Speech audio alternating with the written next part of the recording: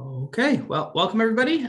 This is the March meeting of KFNA, the Kingfield Neighborhood Association Board of Directors. It looks like we do have a quorum here tonight. Have a fairly busy, or I would call it more, maybe even a robust agenda. Some super important stuff to talk about, and I think a lot of stuff that a lot of us have been excited to dig into deeper. And so specifically talking about mission things. So going to be doing kind of a big part of the meeting is going to be a breakout group, kind of more towards the first part of our meeting. And then the second half kind of covering some business items that we will be providing some updates on. So looks like we've got somebody joining now.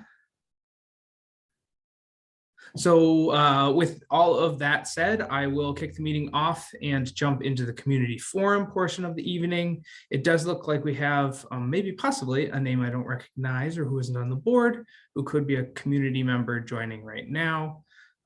So I'll just maybe say it again, jumping into community forum portion of the evening. If you are a community member, which we all are, if you would like to share anything to the board this is your chance to do that. Don't feel like you have to. If you are a member of the community, we do have somewhat open meetings, and we would invite you to participate in them. A good portion of this meeting is going to be a discussion of our mission and vision statements. And so if you would like to stick around for that, please join us. And then we'll be talking about some business on the second half of the meeting. Sarah, could you just, for the folks that joined, could you throw that agenda and our board packet back into the chat? So Ross, if you'd have anything you'd like to share with the board here, this is your time to shine. Okay, thank you. I don't know if anyone has seen this other than Sarah. I mapped all of the new street lights on Grand Avenue, where they're located, to answer the question, how many houses have a light directly in front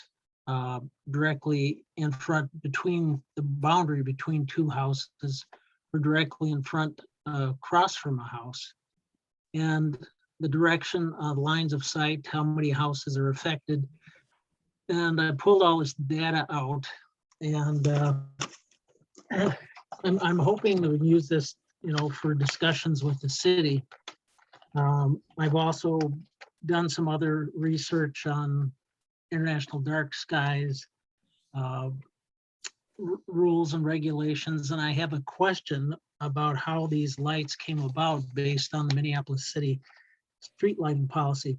But just to give you a little information about the lights, there are 270 properties between 38th Street and 48th Street that have these new lights. 60 lights are directly in front of a house, 42 are directly in between the boundary between two houses. 102 lights are directly across the street from a house.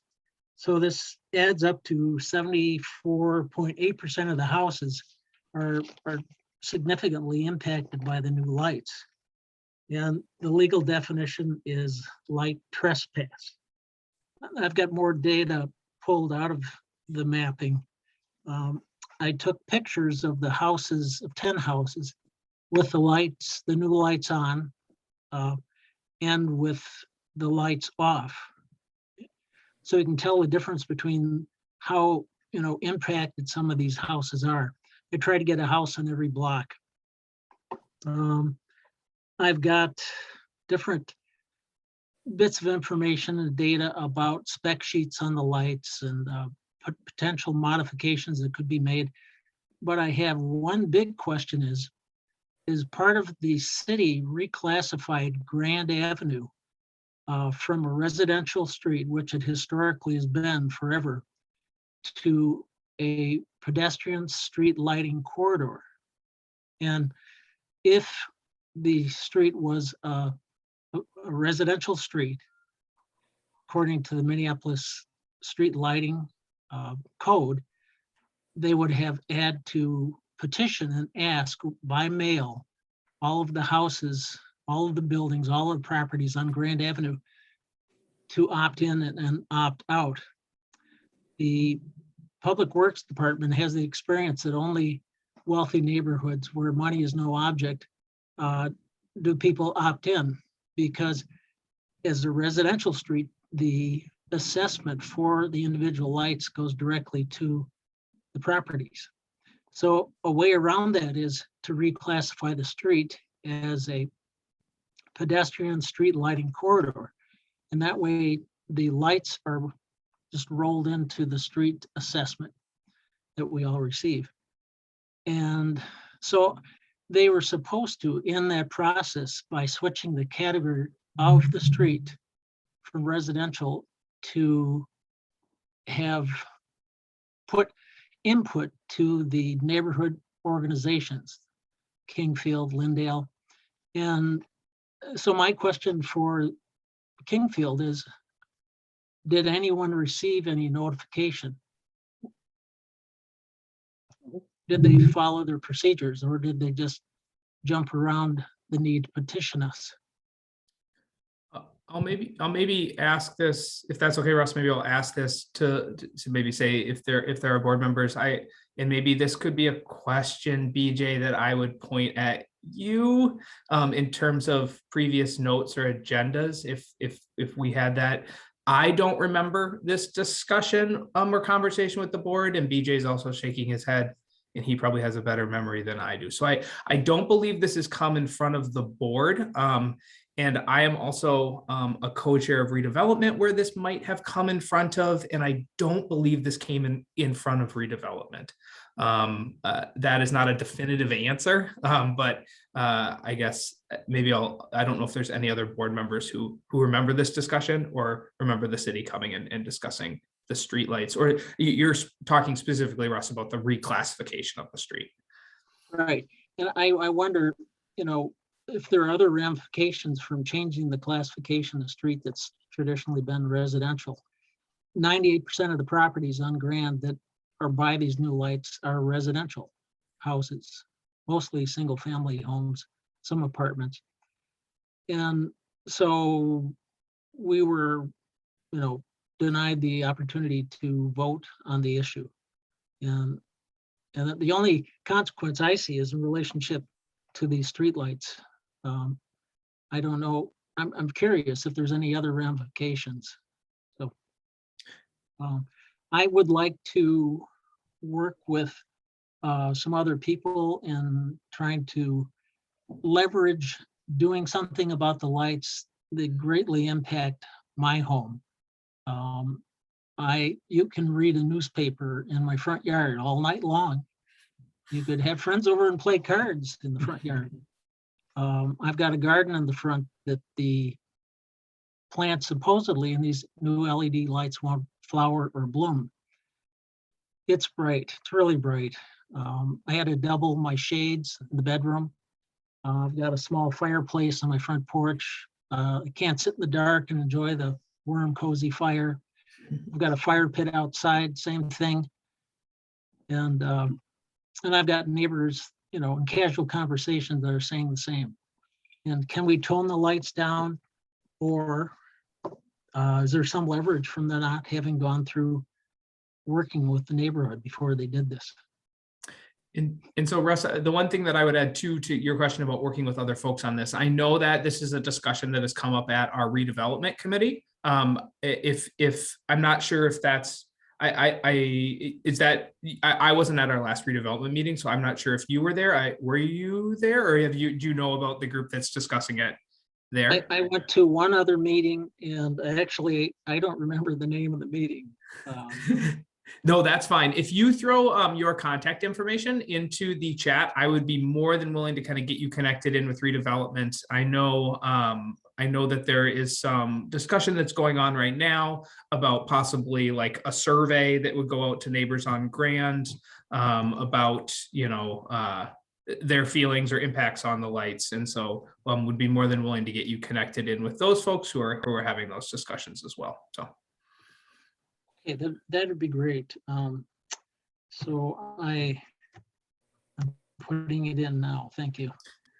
Awesome. Well, thank you for joining and thank you for sharing your input. We'll definitely connect you with kind of other folks in the neighborhood, especially the redevelopment committee, who I know is looking specifically at the Grand Avenue reconstruction and the new lights that are there. So anything else? Otherwise, thank you for joining. No, thank you for giving me a forum about my complaints, I guess. So Yeah, no problem. And yeah, feel free to stick around. Otherwise, you're more than welcome to jump off as well too, if you'd like. So yeah, I guess I'll say one more thing is I've put together all this information, and whoever I work with, I'd like to share it with them. And yeah, yep, no, that'd be great. If I'll reach out to you and I can get you in contact with Sarah, our executive director, and folks on redevelopment who can definitely take a look at stuff and work with you on what you've already put together. So, all right, that's great. awesome. Thank you. Yeah, thank you. Okay, anyone else like to share as a part of the community forum?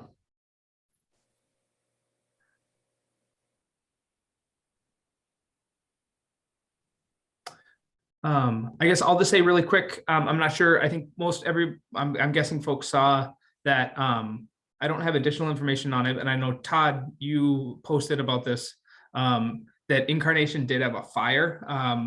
I believe it was, I'm getting my nights confused, but I think it was last night, even just last night. Yep.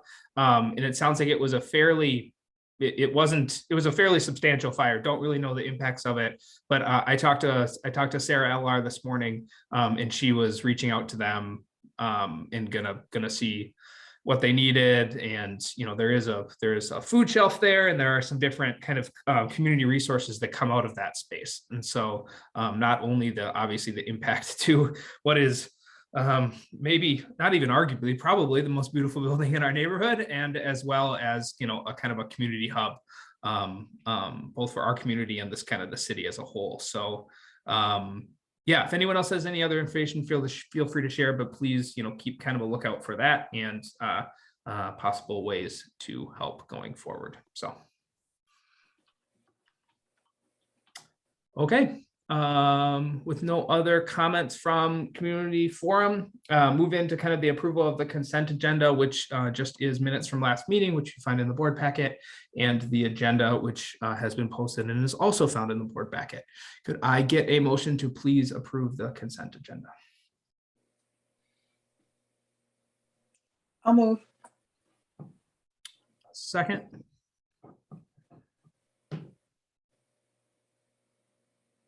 I see Brighton's hand. A second. Any discussion on the agenda or minutes from our last meeting? No. All in favor, thumbs up, aye. Opposed? Sorry, I said aye. And abstentions. Okay, that moves, or that passes. I will quickly move on as we are right on time for our strategic planning presentation and board work. As I mentioned kind of at the top, this is going to be a good substantial part of the meeting, and be kind of doing a quick presentation here and then jumping into groups. So Katie, can I kick it over to you? Is that okay? Or and Katie, you do have Josh, you do have share screen access. Both of you do, so you should be good to go. So I'll kick it over to Josh. Yep, I agreed to this morning, so I'll be presenting. Okay, let's see if I can get this to cooperate. All right, so we have been working on a draft mission statement for some time in the Strategic Planning Committee. We worked on incorporating information from the survey that was sent out to residents, and other KFNA board members, neighborhood stakeholders, interviews, mission statements from other neighborhood orgs. We looked at neighborhoods that were adjacent to us, some that had similar demographics and others that had very different demographics from Kingfield. And then we had a lot of discussion, reflection, and drafting by the committee. Some of our guideposts for drafting were brevity, clarity about what a neighborhood organization is and is not, to be honest about past and potential future harms of neighborhood organizations, to use language that is directive but not restrictive, and to build on the existing language of our mission statement, changing things only where necessary. So to kind of walk through a timeline process, we are not asking for final approval of the mission statement today. Our intent is for the board to review the draft and provide feedback to the committee. We will synthesize that feedback into the draft, and then in April we will share that draft with the broader population of the neighborhood for an engagement and feedback. And then it looks like in the intent is in May at our annual meeting, we would adopt that new mission for it to be become the new mission statement of the organization. So just as review, this is our current mission statement. I don't think I'll read the whole thing for the current mission statement, but it's there for access if you want to see what looks like. There was some weird formatting stuff that happened, but if you want to compare it to what we have for our proposed draft, this is also our current diversity and inclusion statement. We wanted to present that as well. Some of this will be referenced in the mission statement in their new draft, although not in quite as much detail. This is our new draft. So we start with the mission, which is who we are, why we exist. So the Kingfield Neighborhood Association creates connections, builds community, and fosters engagement to improve the lives of all Kingfield residents and all residents of Minneapolis. The Kingfield Neighborhood Association recognizes the past and potential future impacts neighborhood associations can play in creating exclusionary communities and perpetuating racial and economic disparities. KFNA works to rectify past and potential future harm to historically disadvantaged communities through the actions, positions, and policies we take in pursuit of our mission. The next section is our values, how we approach and prioritize our work. We state our values: diversity, equity, and inclusion, organizational independence and sustainability, and community building.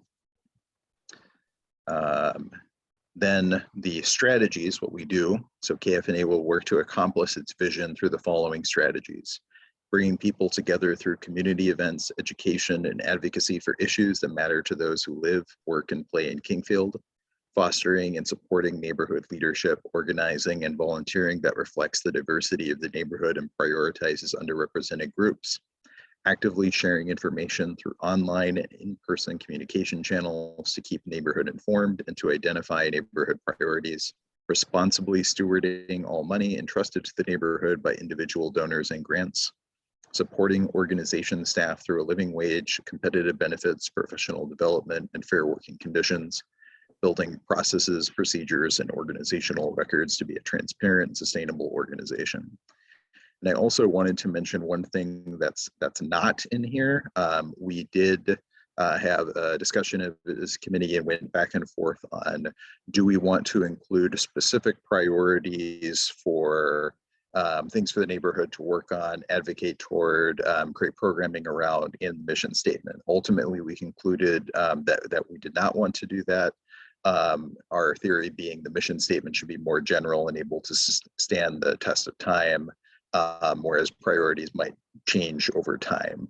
So that might be something to create in a separate document down the road rather than to include in the mission statement. Although, of course, we are welcome to feedback on that. That's just the decision the committee's made on that at this point.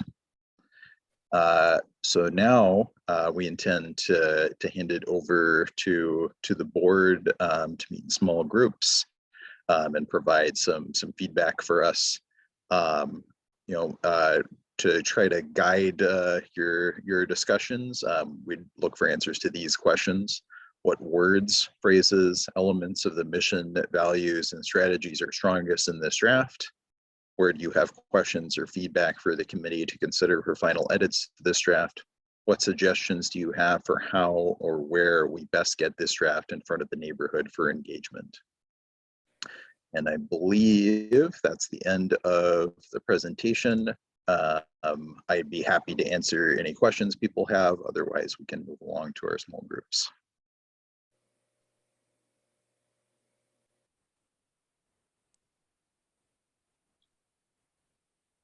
So any questions from folks or comments from our strategic planning? Sorry, go ahead, Brighton. Josh or anyone, what document do we want to have people looking at during small groups and making notes on? I'm just looking at the board packet.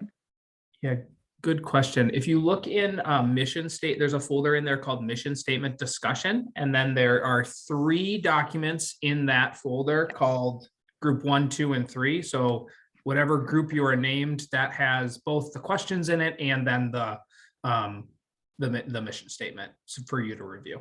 Also, there's a link to the presentation that Josh just gave. And I also just threw in the document called neighborhood mission statements, which is other neighborhoods mission statements. And I think we probably still have some notes and stuff at the bottom of that, right? Strategic planning. So you can everyone can ignore those and just look at the other neighborhoods mission statements if you wanted to see kind of some of the precedents that we had pulled together. For small groups, David Robbins, the group you're in is group 1. So if you could use the group 1 doc, Dave Searle, your group 2, and Alice, your group 3. So you don't need to be the person necessarily to take notes, but just take that document with you into the small group. Thank you, BJ. Any other questions for strategic planning? The goal is that we're going to have, as we learned maybe from our last meeting, we need more time to review in small groups. So I think our agenda has us coming back at around 8:05. So, we have some substantial amount of time here, really 30 minutes to have this discussion. So I would say look over things, obviously feel free to dive in deep to this, and those documents that are in there are meant to be spaces where you can add notes, add comments, suggest changes, all of that. And then strategic planning will be taking all those documents back. And, if there are substantial changes or kind of like big issues, kind of making those adjustments. Okay. If there are no questions, BJ, I think we are good to throw people in groups. So quick.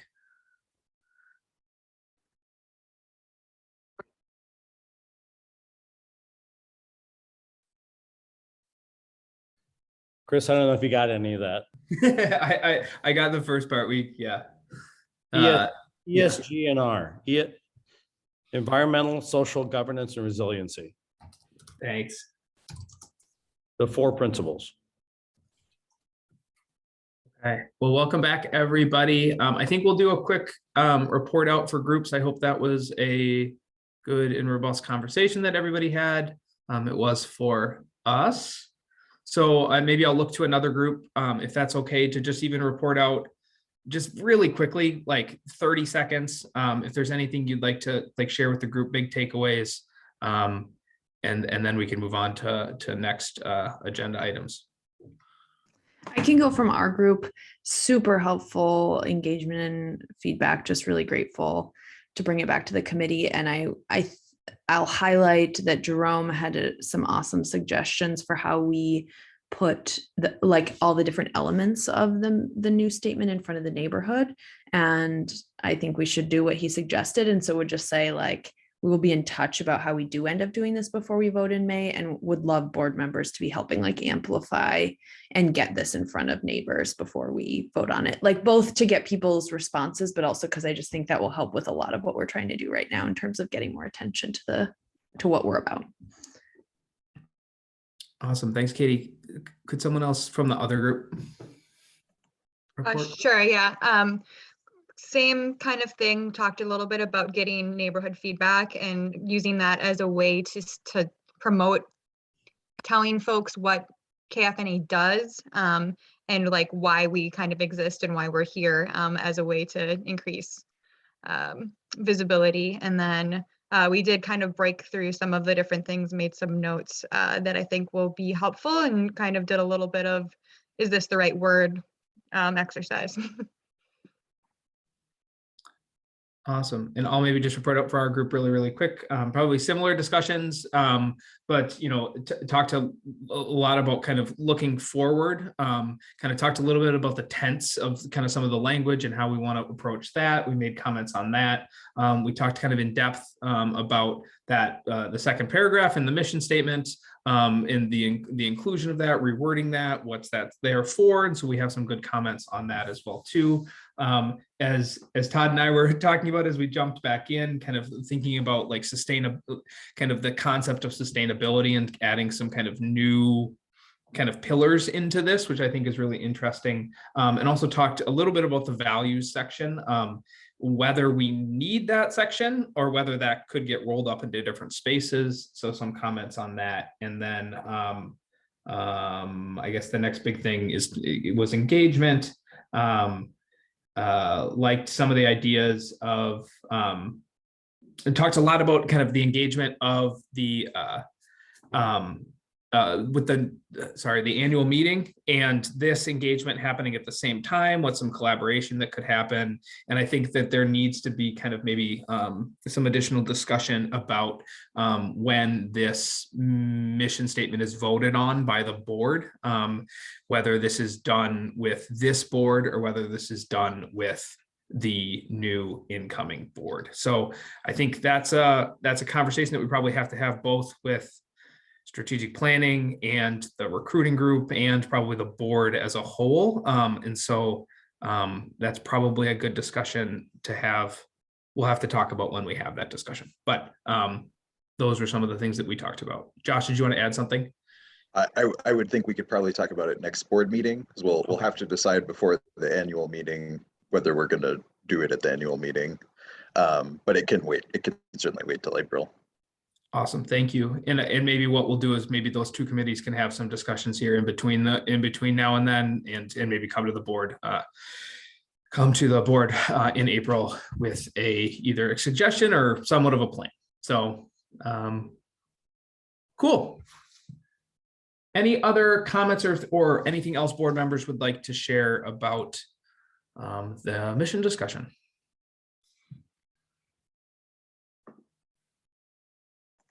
I would just say I think we should probably get a strategic planning committee meeting on the calendar soon, and I would like to offer to do some more work and additional drafting, and I'll look at all three of these worksheets, and then but we should probably plan to do that sooner rather than later. Thank you, Brighton. I think strategic committee is in agreement. Any other comments anyone would like to share?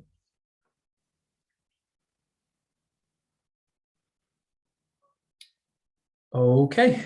Thank you everyone for participating in that. I think as Katie said it in her breakdown, super valuable input, and I think I'm excited to pull it all together and can keep this moving forward. So with that said, moving on to the next agenda item, which is Southwest Connector Communication Plan. This is in the board packet. So I would encourage folks to look at this really quickly. It is called KFNA Communication Plan 2022. I am going to give everybody just like, if you could look over this for 2 minutes, maybe we can just do a quiet reading session here for 2 seconds as we look over this. I'll say this is what the goal of this is to kind of talk a little bit about how we communicate out to the neighborhood, what kind of mediums we're using, especially in an environment in the budget that we have, where it is going to be more challenging, as one of our biggest expenses in the past was the newsletter, which we were sending out. So maybe give everybody 60 seconds to read this quickly, and then we can discuss.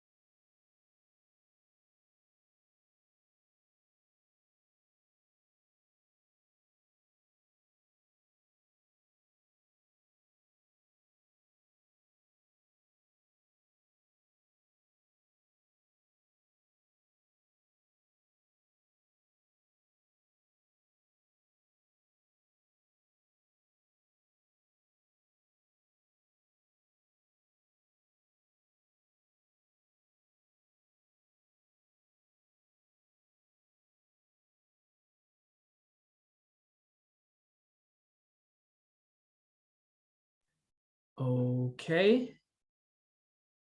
I'll bring everybody back. Sorry if you're not done reading. You can keep reading.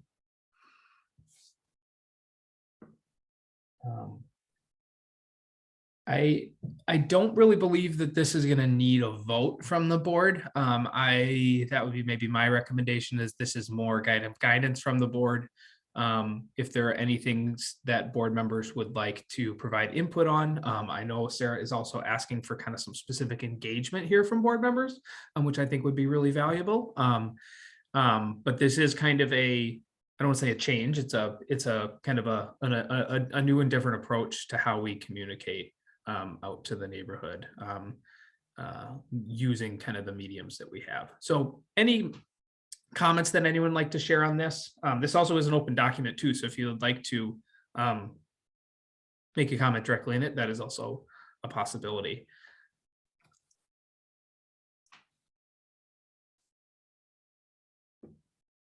I think I'm kind of mixing up my small local papers. Is Southwest Connector the one that just started, or am I confusing that with a different paper?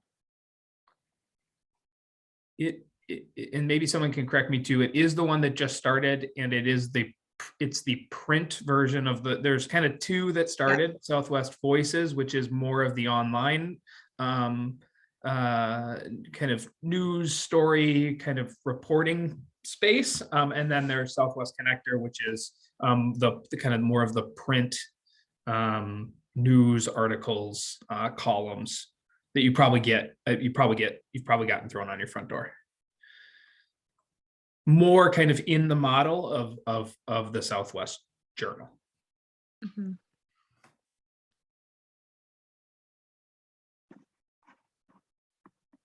And it does get delivered to every address.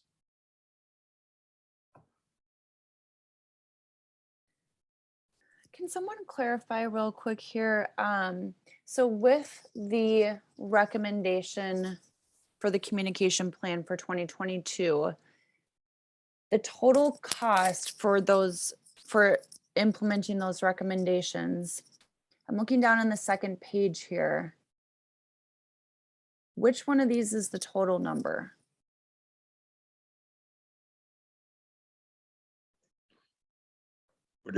Would it be the rightmost column? Because it looks like the recommendation says 8,000 total printed, and the far right column says prints 8,000.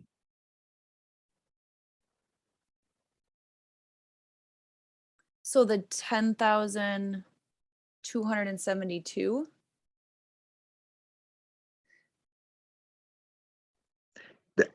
That's my understanding, but I'm not positive. That's just my interpretation of the document. Okay, because it looks like, so in the second paragraph, it says that we've allocated 6,400 to all communications. We've already spent $1,500 this year. So I'm just trying to understand. Making sure that the Unless- recommendations fall within what we have for the rest of the year. So that may also be the total cost. And if it's split with Lindale, then our share would be half of that. Okay.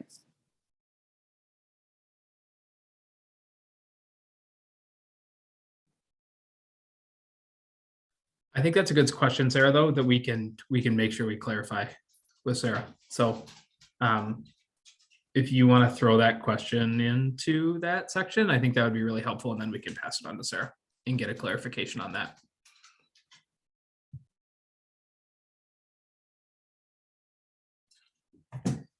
Any other additional comments, questions, input on this? Feel like this is a great idea? If you feel like this is a terrible idea, now would be a good time to speak up. If you would like more time to provide that feedback on terrible versus good, I'm sure, this is still getting developed, and Sarah would, I'm sure, would still take input and feedback on it. I do think we need some answers on some of these cost pieces, so we know what exactly we're doing with that. But in general principle, I like the idea. I think it would be good for us to have a print mechanism to reach residents as well. That's another way to get through to people. Sometimes people just delete emails. Whereas, you know, if you get something on your door, you might look at it a bit more before you throw it away. And some people are less online than others, so print can also be a good way to reach those people. I agree. I really like these ideas, especially just after talking about the mission statement and what we want to do. I think some print is a good way to do that.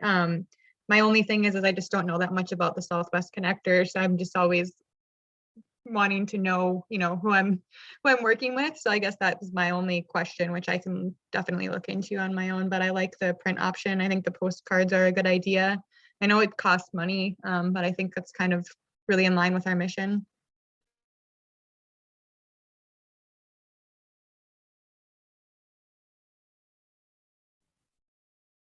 Great. Any other additional questions or comments, BJ? Yep. Besides what are the total costs for the proposed 2022 communication plan from Claire Cheetah? Are there other questions for SLR? I'm kind of collecting those all in a separate place to be sending to her so that we can get answers. So were there other questions that the board had for Sarah? When do we propose to start this?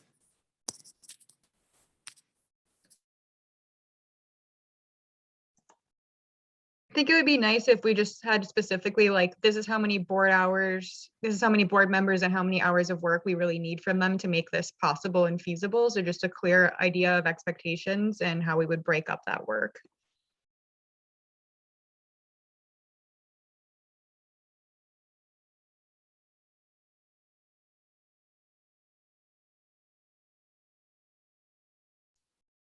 Great, I've got all those. Any other questions?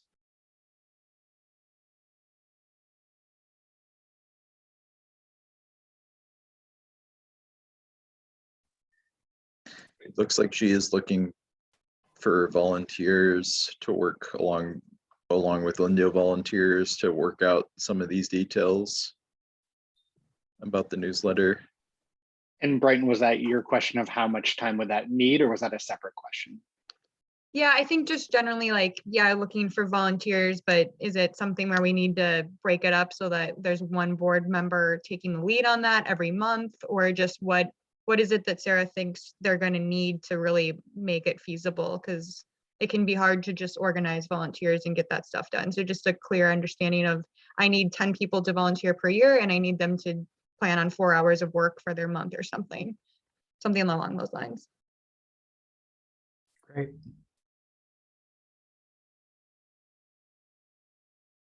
But to both Josh and Brighton's point, if there is anyone that is interested specifically in kind of like the print newsletter side, specifically with working with LNA, you know, I would encourage, it'd be great. You know, this is a really good opportunity for board members to kind of start, you know, possibly doing some kind of cross neighborhood collaboration. So definitely need that clarification, like you pointed out, Brighton, but would love to see folks engage in this. And, you know, as one of the things, you know, Todd mentioned in our small breakout groups is this would be a great opportunity to think about how we are presenting ourselves to the communities, what our branding is, how our message is, how all of that comes across. So really good and unique opportunity. Any other comments or questions that board members would have?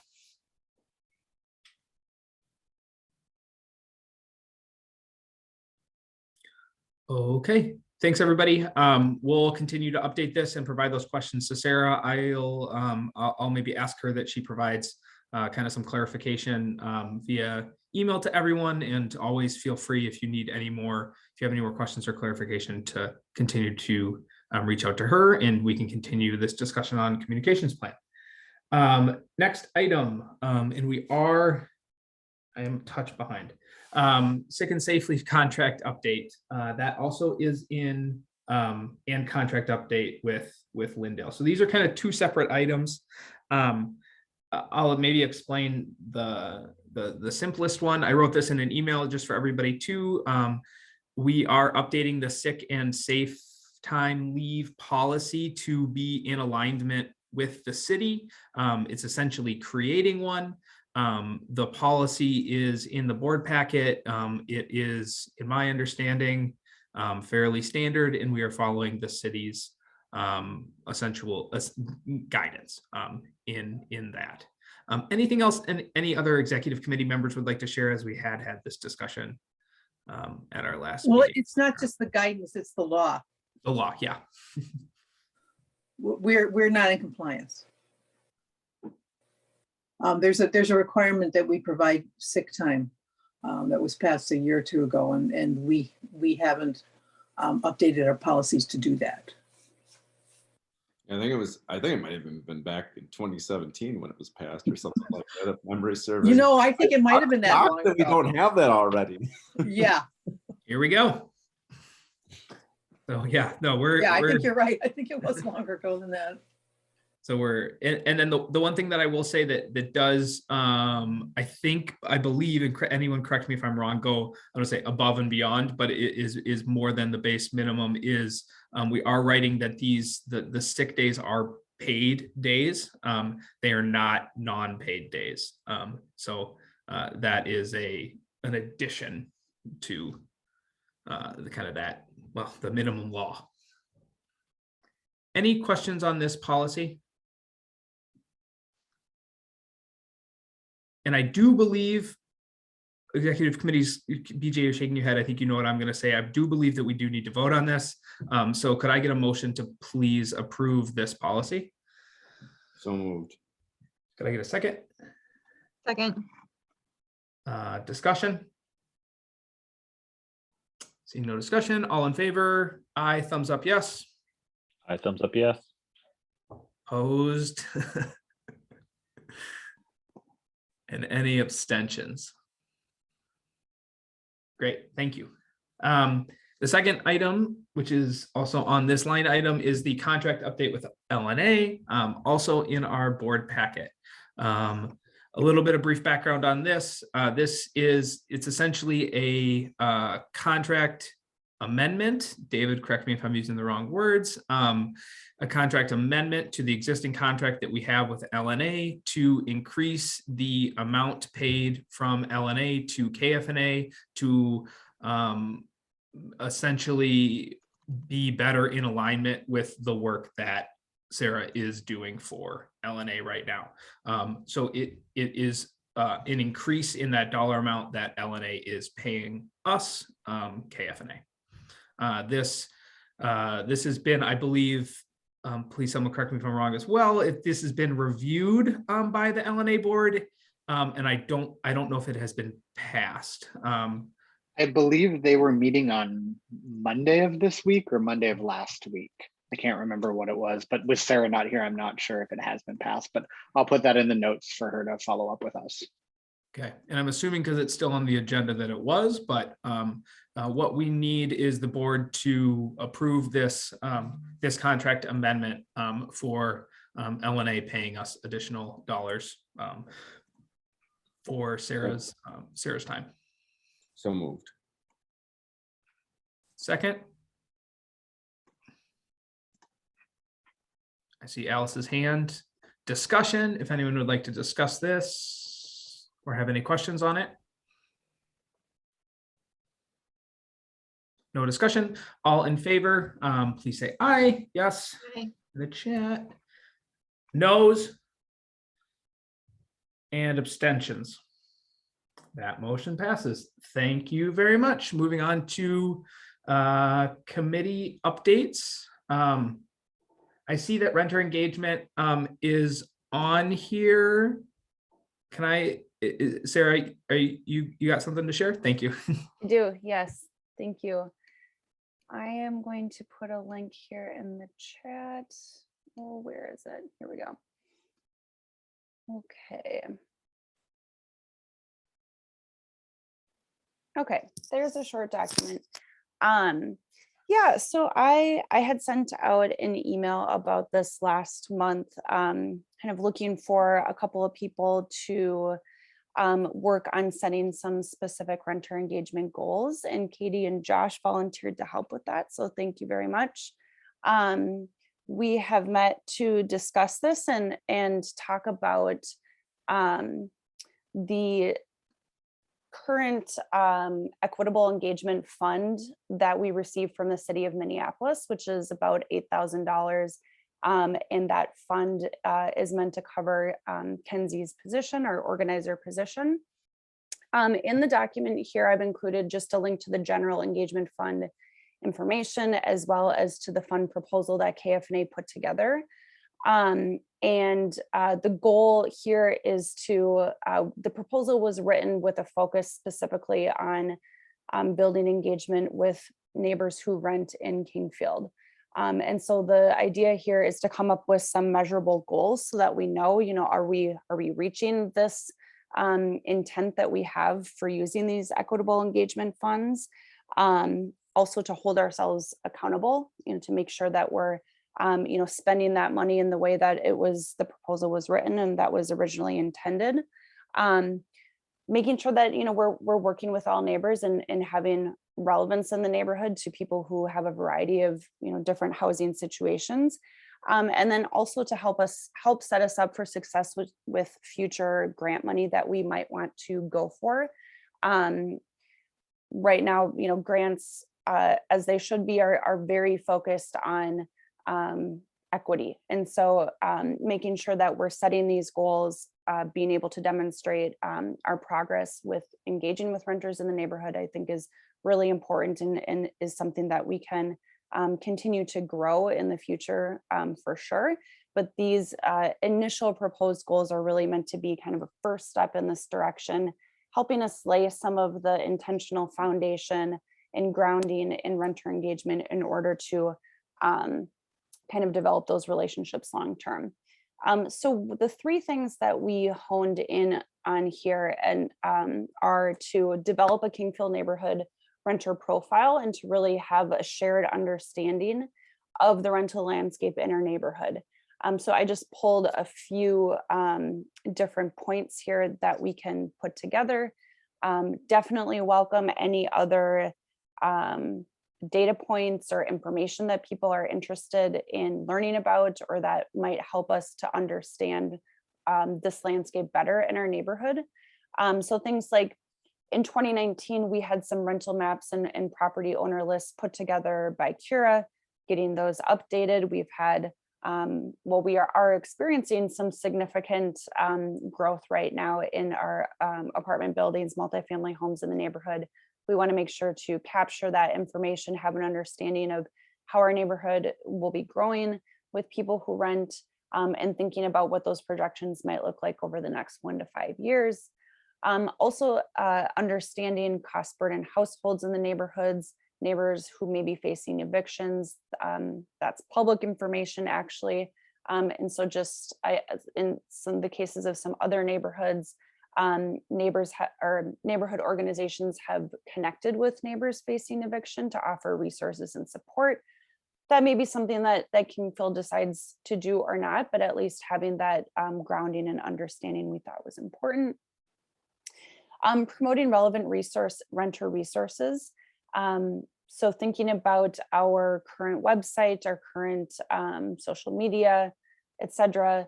Are we currently including resources, events, programs that are relevant to renters? If yes, let's highlight those. If there are areas where we can grow that, let's identify those opportunities, maybe in the form of a specific web page or including other announcements in our e-news. And then this third one, once we have a grounding in these first two categories, we thought then kind of really moving into this intentional building relationships with neighbors who rent in the neighborhood, specifically through one-to-one conversations. Canvassing might also be a part of this, will likely also be a part of this, but it's really those one-to-one conversations, sitting down with people, getting to know people, being able to have a conversation about interests, issues that are important to neighbors who rent, with the ultimate goal of coming up with where there's alignment, what type of priorities we would want to be focused on in the future. And this is where we want to have a conversation, make sure that we're coming up with a realistic and measurable goal here. I included just a couple of examples.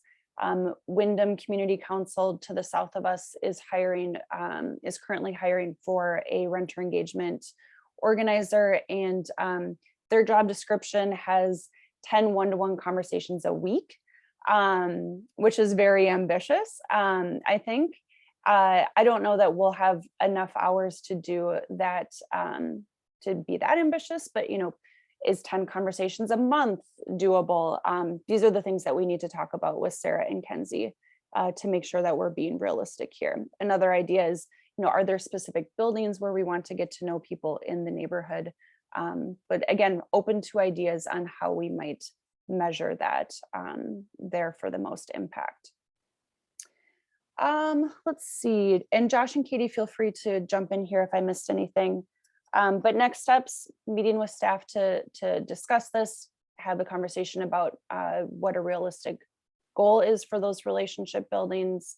And I can pause here, and if we have any questions, if we have time for questions or feedback, we can take those quickly. Otherwise, please feel free to add information in the chat.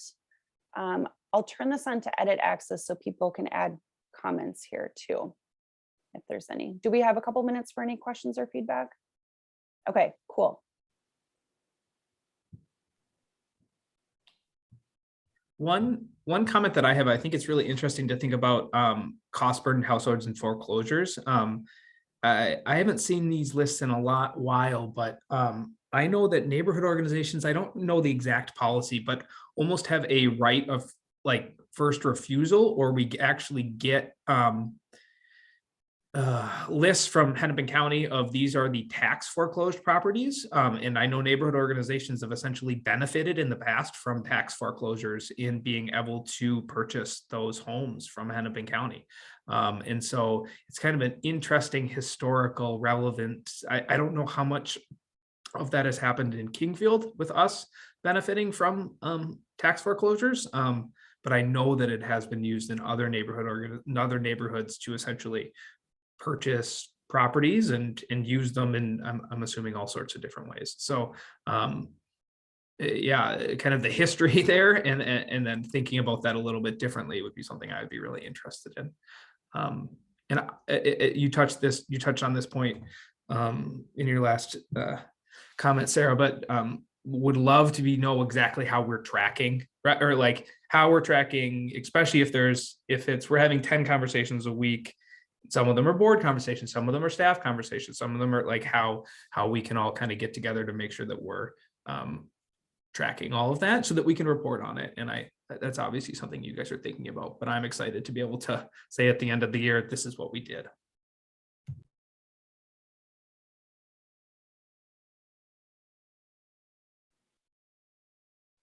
Thanks, Chris.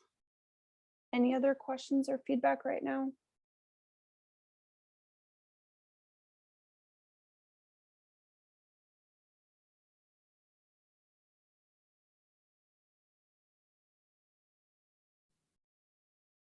Cool.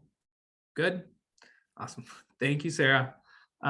Moving on quickly to fundraising. Are there any updates that you would like to share from fundraising?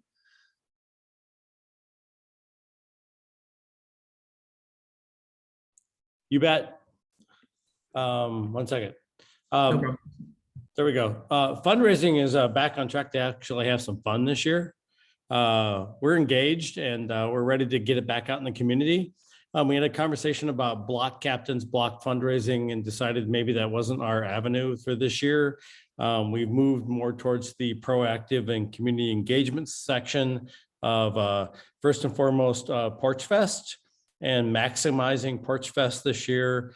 Sarah's going to have a conversation with the performers or bands and figure out kind of what their priorities are, but really trying to engage 1,000 people this year, maximizing the opportunity to sell t-shirts, collect money, do some fundraising. We're going to lean on you guys as a board to kind of help us execute on that plan. Secondly, move on to Stage Fest, which we talked about doing last year, which should be a really fun event. By the way, Porch Fest is slated for June 16th, and Stage Fest for September 17th. Sarah's checking on location. It looks like it'll be the body shop location on Nicollet that has a fenced or easy to manage space. Really looking at kind of making it fun afternoon event, food trucks, treats, sound equipment, and really focusing on getting our message across about the value of the neighborhood association at that event. And then lastly, Becky and I have agreed to host a social event this year that we expect you all to attend to and pay for and be engaged in, but it will be a fun kind of a two-stop event, maybe appetizers and cocktails at her house and move on to my house for dessert and champagne. Sometime in a optimal weather window to be determined. So with a kind of a $50 or $75 contribution, but really a focus on community and engagement and friendship and fun. So that's fundraising for this year. If you have other ideas, we're open to them. And but we're going to maximize fun this year, get back to what we're all about. That's all I got. Awesome. Thank you, Todd. That's all sounds really cool. Any questions for fundraising? Get out your checkbooks. Bring your friends. Awesome. Thanks. Moving on to recruitment. Any updates that recruitment would like to share? Just to mark your calendars, I think for May 14th, which is a Saturday. I think the time that we're discussing is 10 to noon for the annual meeting. And we're still identifying a location, but we should have news on that before the end of the month. So, yep, that's all I got. Okay, awesome. Any questions for recruitment?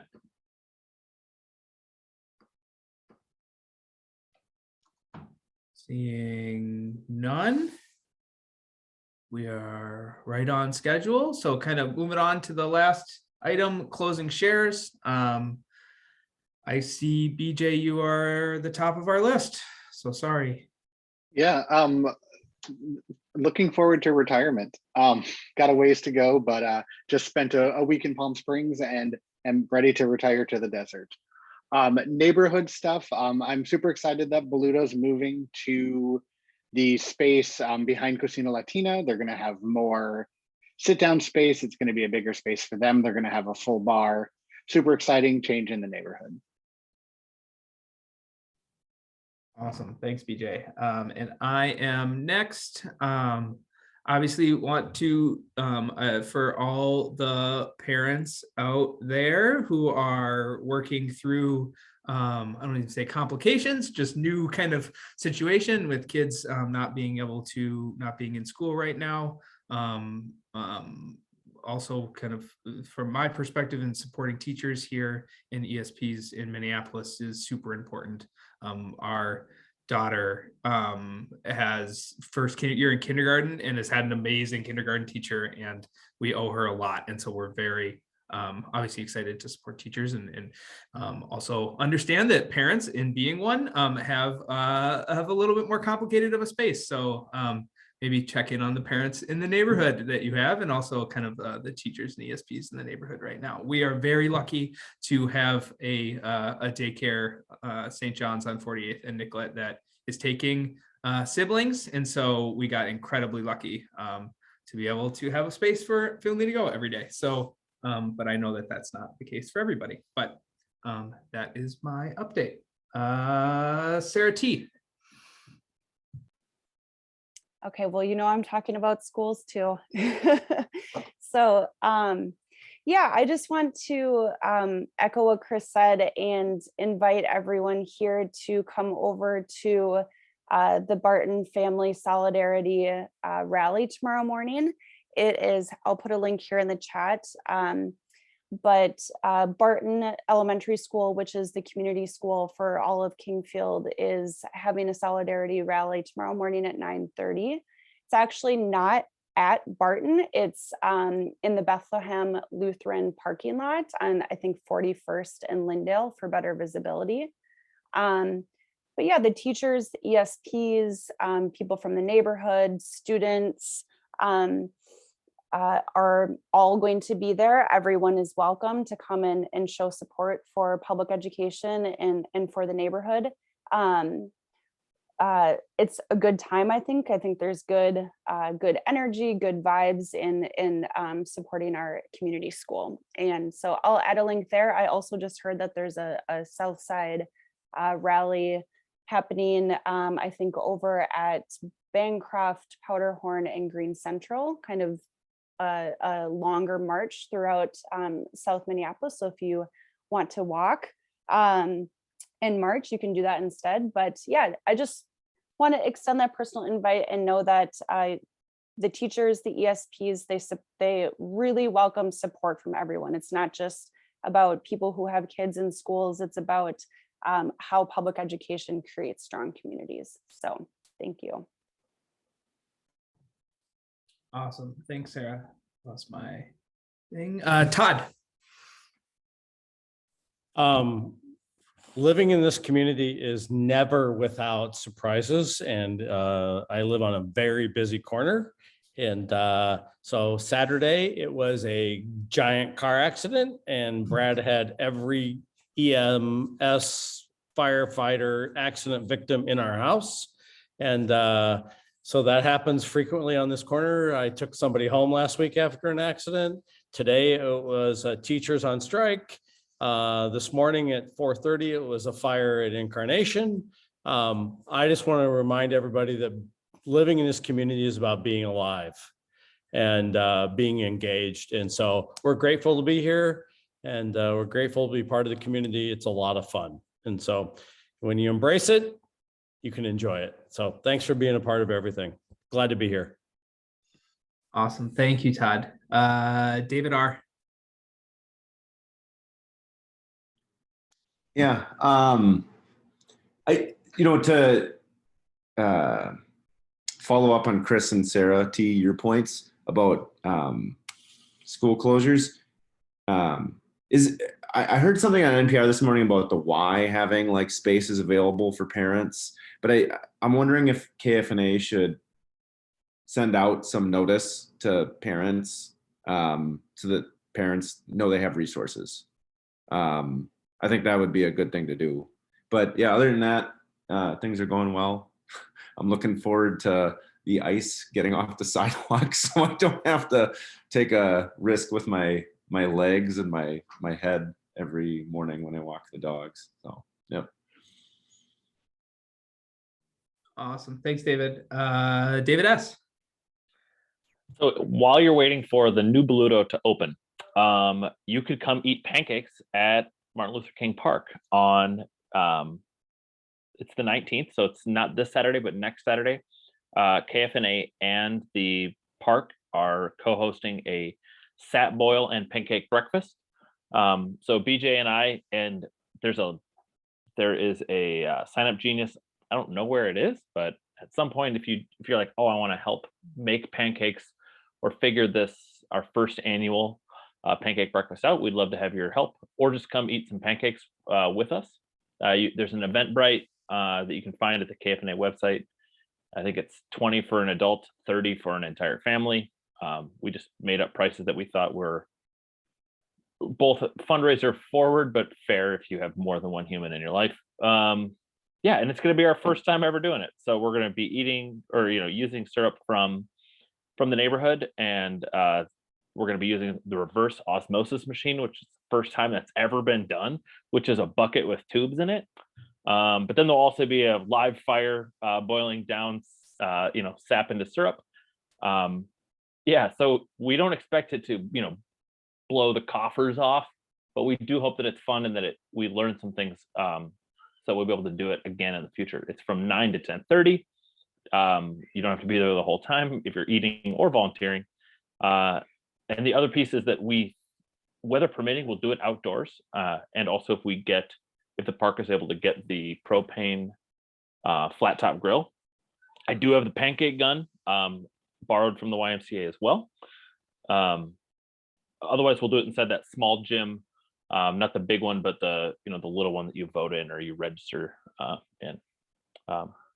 Yeah, anything I'm missing, BJ, about the first annual pancake breakfast sap tap? Cool. Like Katie, I'm excited to see this pancake gun. It is well used, but it's a beautiful machine. Do you want to explain it? David Robbins was asking what a pancake gun is. Yeah. So in my previous life, I used to make lots of pancakes. And so you put batter in the top and then there's a little like handle and it releases out a set amount onto your griddle. So you can just hit a griddle real quick. It has this, ours is super old and there's this spring you have to change from like a size 1 pancake to a size 4 pancake. And that spring is so hard that you'll take your finger off even after, 40 years. Yeah. So KFNA, hopefully if this goes well, we'll have our own pancake gun and won't need to borrow from the Y, but they were nice. Well, that's great. I don't know, maybe I was the only one, but I was imagining a gun that shot pancakes, but that the finished pancakes. But this, like a t-shirt what you're cannon described is much more practical. Yeah. For the pancakes in the back. No. Yeah. And I was just signing up right now, so I encourage everybody to go sign up. So thank you for that update. Brighton, you're up next. Cool. I'm excited for spring weather. My husband and I just sat down recently, and last year we did our first annual bike alley cat race out of our house, and had about 25 people do that around Kingfield, and all the stops were in the neighborhood. And Sarah was mad at me that I didn't extend that invitation. So we're thinking of spring events and fall events and maybe something in the summer, but summers just get so packed that we thought spring and fall would be good. So we're developing that and we'll share that for y'all's approval in the future. Awesome. Thanks, Brighton. Katie B. Just want to also shout out Justice Page, middle school. Justice Page himself visited the picket line this morning. It was very exciting. There's been a lot of good energy. Me and my partner Kyle are out there every morning. Tomorrow we'll be debuting some really fancy drums made out of buckets. Would love to see you. It's a good line. And also me and Josh and some other wonderful Minneapolitans are recruiting you, anyone who wants to be a charter commissioner. Application in the chat for 2 info sessions we're doing. There are 11 of 15 seats open this year on our beloved charter commission, and we want a lot of people to apply. So if you want to learn everything there is to know about being on a big committee like the charter commission, come to one of these info sessions. Over 30 people have signed up today. We just started promoting it. I'm super thrilled, and I think it's going to just be a cool way to like kind of demystify and make more accessible and more transparent this commission that I think many of us did not even really know about 2 years ago. And ideally continue to have community and support for people who apply if they get appointed, even beyond, so that people are not like alone in this hard role. Awesome. Thank you, Katie. That's awesome. Alice.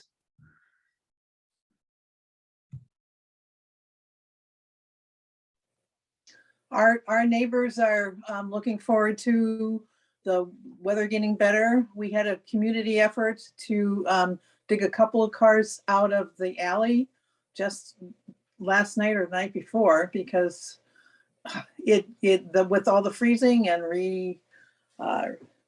thawing cycles, it just gets pretty treacherous out there, even in the alleys which are plowed.